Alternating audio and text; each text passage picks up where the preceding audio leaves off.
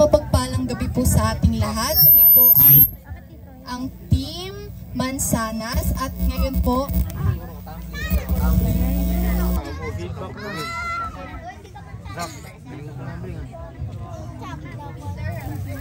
ngayon naman po ay ipapakita ng Team Mansanas kung ano ang totoong Go, Grow, and Glow.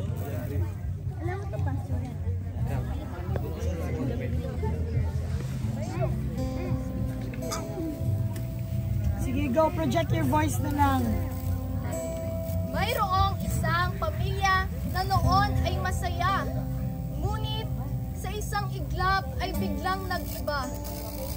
Nag-iba mula nang nawala ang haligi ng tahanan ang kanilang ama.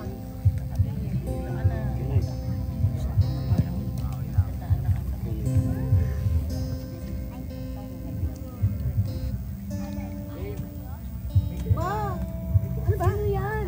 Kakamatay lang ni Papa, di ba? Grabe ka naman. Ano ka naman iba? Ayaw ba ako sumaya? Sasaya? Ma, kakapatay lang ni Papa. Sasaya ba ako nun? Sasaya ka ba nun? Di ba? Gusto ko sumaya na. Ma, hindi yun ganun. Patawarin mo ako pero sana malimpiang ay Tama ang nanay mo. Pinaglaban ko siya sa pamilya ko. kakapatay lang ng tatay namin. Hindi ka makakapigil sa amin. Mapipigilan ko kayo kasi nanay ko siya. Pero mahal ko siya. Pero kailangan namin. O anak, mahal ko siya. Wala ka. Magulang mo. Sumunod ka sa akin. Kamatay lang na.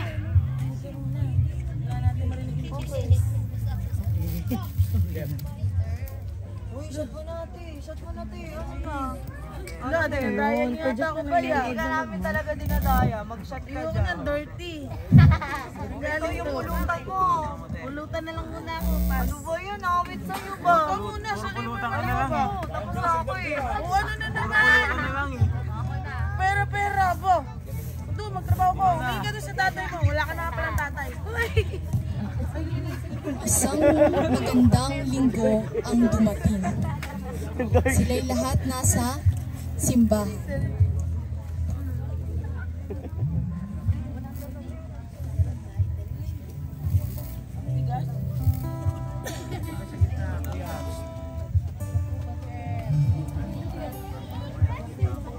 Silang lahat ay nagkakantahan.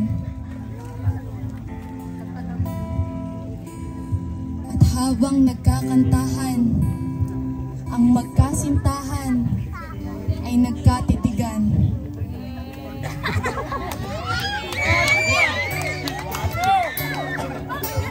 At nagkamitian.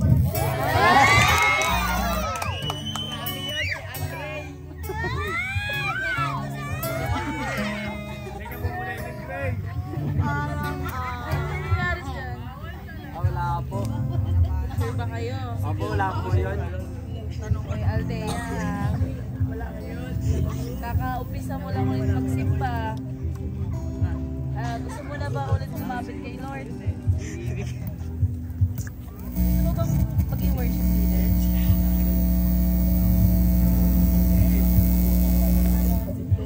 Hindi mo alam. O sige, paghanda ka na ha. Andito lang kami para sa'yo. Nang matapos ang pag-uusap ni Bea, nang matapos ang pag-uusap ni Bea at ni Pastora Jess, ay agad na nag-usap-usap ang mga leader ng simbahan.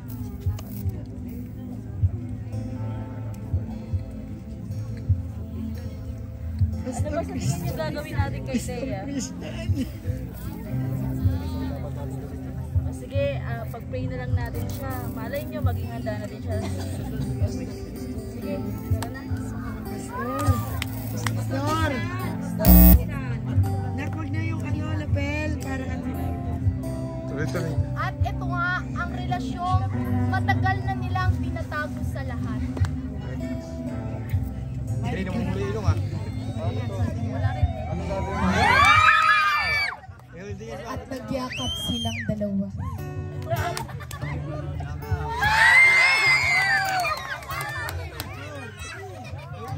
sila'y masayang nagsasama sa kanilang buhay.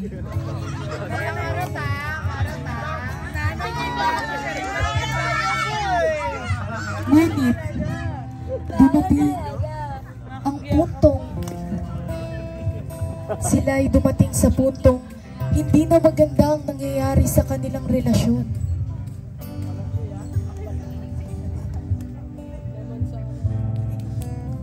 Nag-text si Andre sa kapatid ni Thea na si Bibi.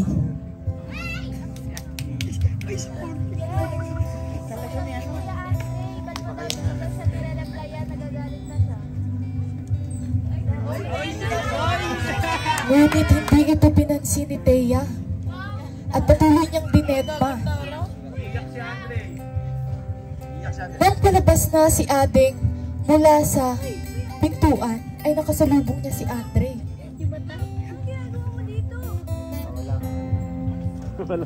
At nang makita niya si Thea, ito'y nagsiselfon lamang. Hoy! Ba't di ka nagre-reply? Wala ka bang boyfriend?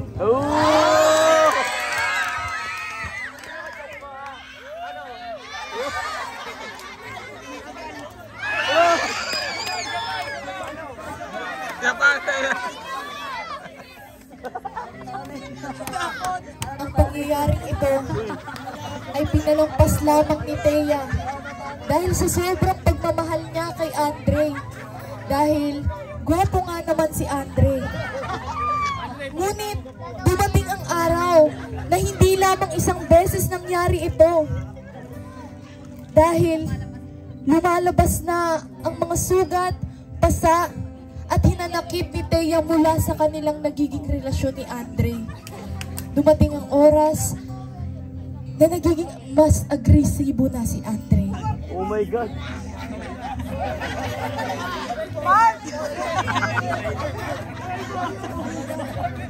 Ano?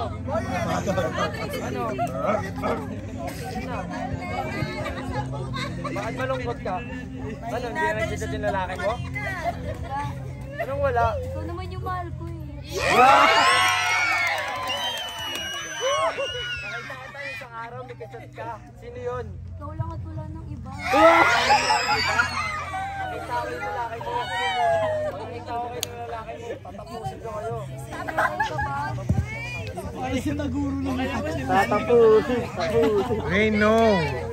Ngunit sa huli, hindi na kontento ang kaniyang nobyo.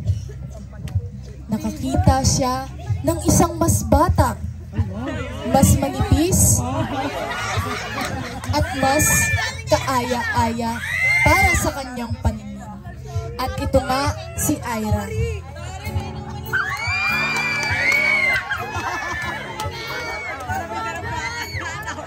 Sila yung masaya, nagsasama sa mga oras na ito.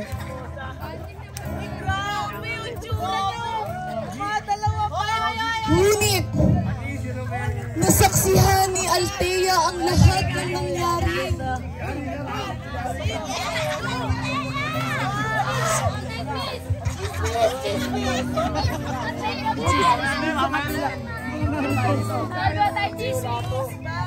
Halika nang iniisip.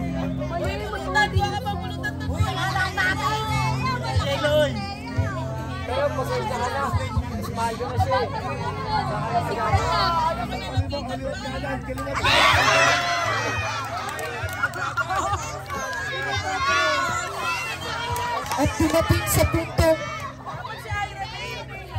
At dumating sa puntong nag-aagawan na sila kay Andre. At hindi malaman ni Andre kung sino ang pipiliin niya. Ngunit sa huli, si Ira ang pinili.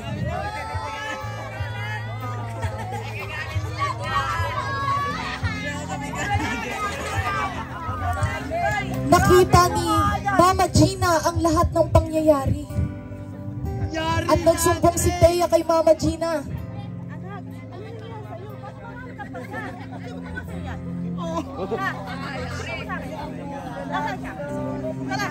10 seconds.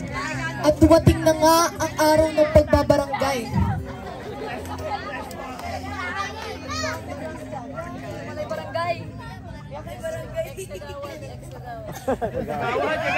Si Kagawad Mary Ann ang namuno sa kanilang face to face.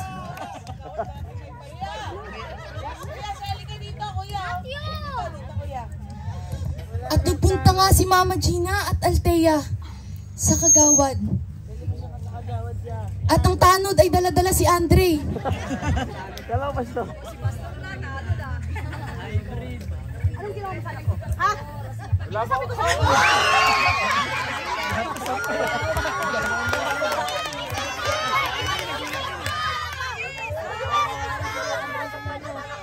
Ngunit, dahil sa sobrang agresibo ni Andre, ay sinugod niya si Thea.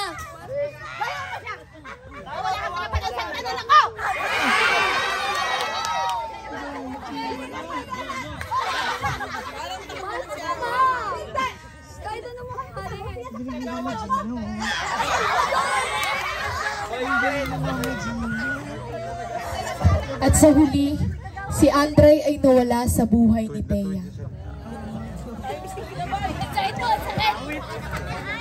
Nag-breakdown si Thea at humarap sa audience. Kakaligo ko lang. Tama! Hey, Thea. Mukhang problema ka. Pero okay lang yan. Alam ko naman na magiging okay ka din. Alam mo ba, sa paglilingkod mo sa Panginoon, lahat ng problema mo mawawala. Gusto mo bang sumama sa amin, tumayo? Sure ka? Handa ka na? So, tara. At doon nga napagdesisyonan ni Thea na magsimulang maging ibanghilista. Humayo siya sa iba't ibang mga tao at sinimulan niya ito sa kanyang pamilya. Mga Marites. Peter, diyan ka pa sa Marites sumama. Siyempre, kakainin nila yan para manalo. Kakainin nila yan. Ipinahayag niya ang kanyang mga salita ng Panginoon mula sa kanyang pamilya hanggang sa ibang tao. Pusoy na ako! Pusoy na ako! Akala ko laki na yun yung laro natin. Ano ba laro natin? Pusoy! Nakablo parang tanggero talaga. Sino daw? Mahal kayo ng Panginoon. Sinong Panginoon? Sino si Lord? Ano, manat ka dito, magkakumelong ka. Lord, magkakumelong ka dun.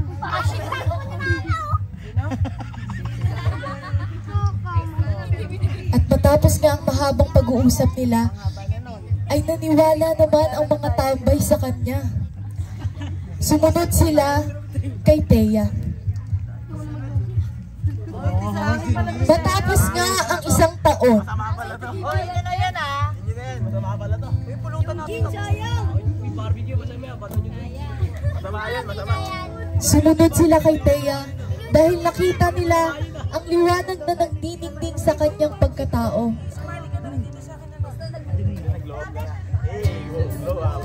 At dito, nagtatapos ang aming kwento.